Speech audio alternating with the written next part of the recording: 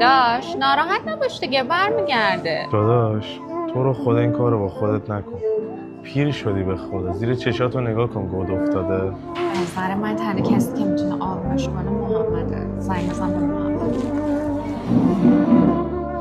الو محمد جان سلام. سلام داداش خوبی؟ قربونت داداش میگم حسام اصلا حال روز خوبی نداره. چرا؟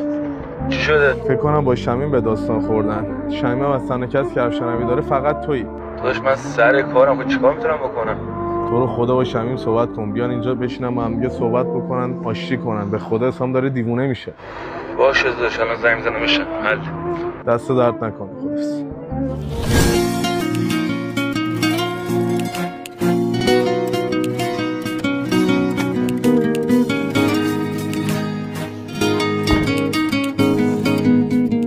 حسام عشقم، من فکر نمی‌کردم تو اینقدر احساسی باشی. خودتی؟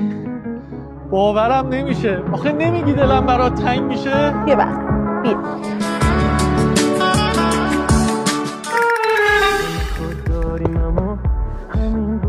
خودتی؟ تو رفته بودی یه ریفیز دیگه جز من پیدا کرده بودی. چقدر سخت بود، چقدر ترسیدم. واقعا بیلیاقتی. خاک تو سرت. گاوه. هنو تا یه بارون میاد